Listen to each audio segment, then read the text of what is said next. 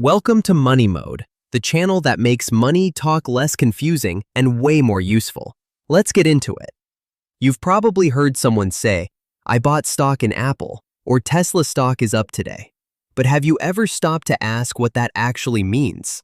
When you buy a single share of stock, what do you actually own?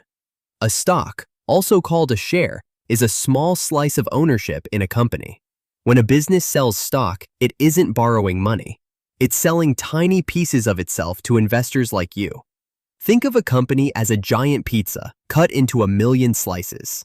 If you buy one slice, you now own 1/1,000,000th of that pizza and 1/1,000,000th of everything the company owns. That slice means you technically own a fraction of the buildings, the equipment, the cash in the bank, even a piece of the brand itself. But ownership isn't only about assets. Most shares come with voting rights, the power to help decide who sits on the company's board of directors. You're also entitled to a share of the profits. Some companies pay this out directly in cash, something called a dividend. Other companies reinvest their profits to grow faster instead. And if the company grows, the value of your slice grows right along with it. That's called a capital gain. So why would a company sell pieces of itself in the first place? Simple: money. Selling shares lets a business raise huge amounts of cash without taking on debt. This first sale to the public is called an IPO, an initial public offering. It's the moment a private company opens its doors to outside owners for the very first time. After that, shares trade on a stock exchange, a massive marketplace where buyers and sellers meet, and prices shift by the second based on supply and demand. If more people want to buy than sell, the price climbs.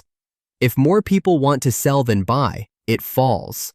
That simple push and pull is the entire engine behind every red or green number you see. Here's something most new investors don't realize. Owning stock doesn't make you personally responsible for the company's debts. Your risk is limited to the money you invested, nothing more. But that also means if the company fails, your shares can become worthless. Ownership brings reward, but it brings real risk too. Some investors buy a handful of shares hoping to grow their savings. Others buy millions, hoping to influence how a company is run. Both are technically owners, just at very different scales. So the next time someone tells you they own Amazon stock, remember, they're not exaggerating. They genuinely own a tiny, real piece of that company, with rights and risks attached to it. Now you know what's really behind that number on your screen. If this helped investing make a little more sense, follow along. There's a lot more hiding behind the headlines. That's Money Mode for today. Subscribe, drop a comment, and let's keep leveling up together. Catch you next time.